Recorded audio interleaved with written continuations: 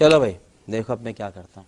वो कह रही हैं कि मुसलमान अगर पढ़ लिख लेगा तो उसको पता चल जाएगा किसने डरा डरा कर उसका शोषण किया। ये असदुद्दीन ओवैसी भी यूपी चुनाव में मुझे ध्यान है घूमते थे तो कहते थे अखिलेश यादव और उनकी पार्टी ने मुसलमानों का बड़ा शोषण किया है। अभी आजम खान साहब जेल में थे तो उनके करीबी भी कहते थे कि आप लोगों को तो बदबू आती है मुसलमानों से। तो ये जो मुसलमानों के लिए आपने किया है ये और सर्वविदित हो जाएगा, फैल जाएगा, इसका डर है, वो कह रही है। अभी बदत है भाई, अभी बदत है। सुशांत, कई बातें हैं जो शबनम ने बात कही और जो बात शिवम ने कही, इसका भी मैं जवाब। शिवम ने कहा कि मदरसे में पढ़ने वाले लोग आतंकवादी होते। तुम जैसे पाखंडी लोग धर्म के नाम पर हम लोगों में नफरत का जहर नहीं फैला सकते। शिवम से मैं पूछना चाहूंगा कि शिवम ने कहा, शिवम नहीं सॉरी सर, मुझे नहीं सुनाई दिया। शिवम आपने ऐसा कहा? मैं पूछ लेता हूँ शिवम त्यागी, क्या आपने कहा मदरसे में पढ़ने वाला हर बिल्कुल ऐसा नहीं कहा, बिल्कुल ऐसा नहीं कहा। रिपीट करके जाके देख लेंगे। बड़ा जल्दी बार बार झूठ बोलो। ठीक, आप सुन लीजिए। मैं पूछना यह चाहूंगा कि डीएसपी देवेंद्र किस मदरसे में पढ़े हुए थे? तो जो आतंकवाद का, पिशाचता का और किसी भी तरह के अपराध का, सुन लीजिए, किसी भी तरह के अपराध का सुशांत कोई जाति, धर्म और मजहब नहीं होता। जी एक बार वो बोलने, फिर आप रिस्पॉन्ड कीजिएगा। एक बार उनको बोल लेने दीजिए। बोलिए मनोज जी। बोलने दे, तकलीफ हुआ है बेचारे को। बोल। सुशांत, पहला तो यह है कि किसी भी अपराध का या आतंकवाद का कोई जात, धर्म या मजहब नहीं होता है, वो एक मानसिकता है।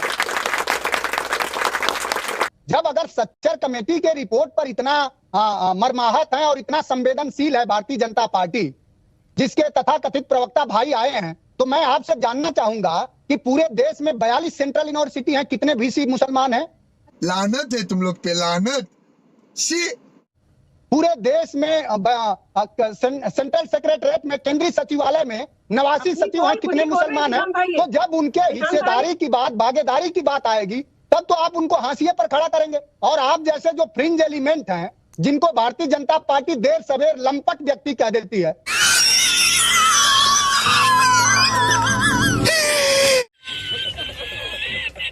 हिंदी में जिसका मतलब होता है, आप आकर के ऐसी बात, आपसे मैं जानना चाह रहा हूं कि पूरे हिंदू मुसलमान की ही नहीं, ये देश जो संविधान की आप बात कर रहे हैं, आर्टिकल 30 की, मैं समझता हूं कि उद्देशिका भी आप पढ़े होंगे। नहीं। और उद्देशिका क्या है? ये पंथ निरपेक्ष राज्य है। पंथ निरपेक्षता का जो दायित्व है वो सरकारों का होता है। तो आप हिंदू, मुस्लिम, सिख, ईसाई, आज पूरे देश में 45 सालों में सबसे ज्यादा बेरोजगारी है। आप नौजवानों को रोजगार दे दीजिए। आप मुसलमानों के लड़कों के लिए, क्या सभी के लड़कों के लिए एक बेहतर विश्वविद्यालय आजम खान साहब ने बनवाया था, जौहर विश्वविद्यालय, उससे आपको इतनी चिढ़ है? अच्छा। हाँ नहीं मनोज जी, आपकी पार्टी में गालियां नहीं मनोज जी, गालियां नहीं, लंपट गाली नहीं है। अभी वो पलट के आपको लंपट बोलेंगे तो बुरा मत मानिएगा, क्योंकि भाषाई तौर पर आप वही कर रहे हैं। लेकिन आप सुन लीजिए मनोज जी, सुनिए, नहीं आप किसी को लंपट बोल रहे हैं, वो पलट के आपको लंपट बोलेगा तो बुरा मत मानिएगा। सुनिए मुझे। नहीं सुशांत, अरे मैं कह रहा हूँ भारतीय जनता पार्टी कहती है ना कि फ्रिंज एलिमेंट है। अपने एक स्पोकन को उसने कहा ना, दुनिया में देखा, किसने नहीं देखा, उसने लेटर में कहा। और फ्रिंज एलिमेंट के मायने, भारतीय जनता पार्टी में तो हिम्मत है कि उसको फ्रिंज एलिमेंट बोल दे। आपकी पार्टी में हिम्मत है कि आप जो है, आपके यहाँ का एक सांसद जो है वो तालिबान की तारीफ कर दे और आप उसको बोल दें ये फ्रिंज एलिमेंट है जो तालिबान की तारीफ कर रहा है। अभी मजा आएगा ना। आपकी है हिम्मत? नहीं है ना, क्योंकि आपको मुसलमान वोट बैंक दिखता है। सुनिए, मुझे ये बताइए, आपकी पार्टी में अध्यक्ष मुसलमान है क्या? आपकी पार्टी में कोई अध्यक्ष मुसलमान है? मेरे पार्टी में अध्यक्ष मुसलमान हैं और आपको हमें लगता है अखिलेश यादव मुसलमान है? अखिलेश यादव मुसलमान है? अरे तुम्हारी खोपड़ी में भेजा है कि भजिया? अरे कई सारे विंग हैं समाजवादी पार्टी में, आप नहीं जानते हैं क्या? अच्छा, कौन से विंग? जानते हैं क्या? विंग की बात मत कीजिए। मैं कह रहा हूँ आपके पार्टी का अध्यक्ष मुसलमान है क्या? इतना मुसलमान कहाँ है? नहीं है, पूछ रहे हैं। शर्म आ रही है कि नहीं? क्या बात कर रहे हो? क्या बात कर रहे हो कि नहीं आ रही? किस बात के लिए शर्म आए? आप पूछ रहे हैं दूसरे से, मैं आपसे पूछ रहा हूँ। आप मुसलमानों के सबसे बड़े मसीहा हैं। आपकी पार्टी का अध्यक्ष मुसलमान है कि नहीं? आपकी पार्टी में उपाध्यक्ष कितने मुसलमान है? चलिए अध्यक्ष छोड़ दीजिए, उपाध्यक्ष कितने मुसलमान? मानवता के मसीहा। आपके पार्टी, आप मानवता के मसीहा हैं।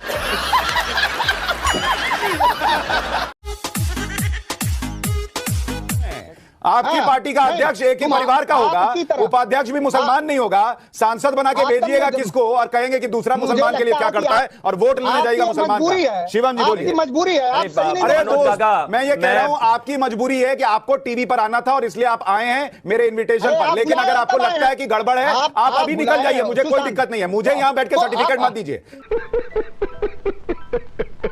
मैं आपको बता दे रहा हूं। आप Thank you. निष्पक्ष मनोज काका, पत्रकारिता मैं- मुझे मत समझाओ भाई मनोज काका, तुम मुझे मत समझाओ निष्पक्ष पत्रकारिता क्या होती है। पहले तुम समझो कि पत्रकारिता छोड़कर तुम पहले समझो कि नेतागिरी क्या होती है। गुलाम हो, ओके, वेल डन, गुलाम हो, कभी निष्पक्ष ठीक है। पत्रकारिता नहीं अरे कर भैया, सकते। गुलामी इसको कहते हैं कि एक ही परिवार का नेता प्रेसिडेंट बनता रहे और आप उसके पीछे पीछे घूमते रहें,